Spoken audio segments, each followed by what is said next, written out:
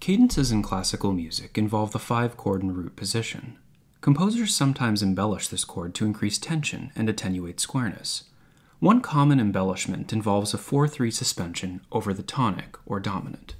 In this half cadence, scale degree 1 moves, as expected, to scale degree 7.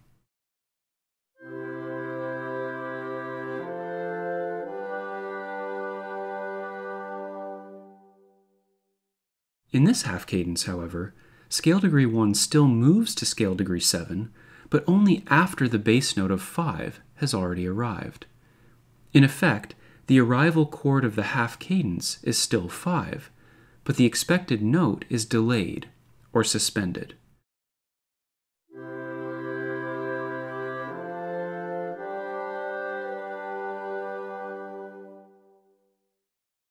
The term 4-3 suspension reflects the intervals this figure forms above the base of 5.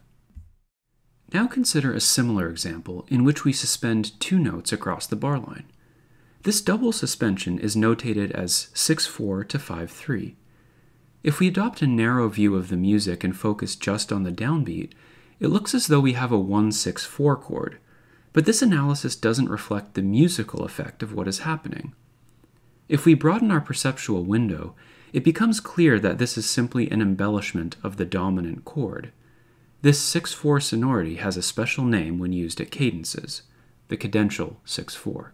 Despite looking like a 1-6-4, it has dominant function and is labeled Cad 6-4.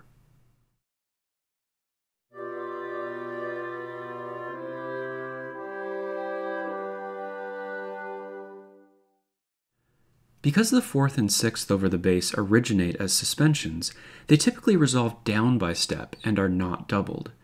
This is especially important with the 4th, which is considered a dissonant suspension in this style. In general, double the bass note of a cadential 6-4 chord. Not all progressions, however, prepare the cadential 6-4 as a suspension.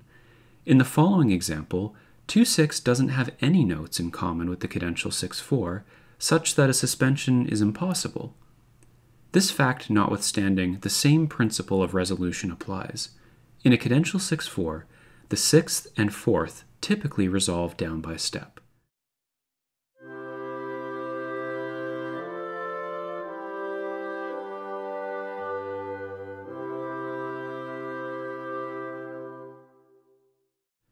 One common exception involves the 6th moving up by step to become the chordal 7th. The 4th, however, should always resolve down by step.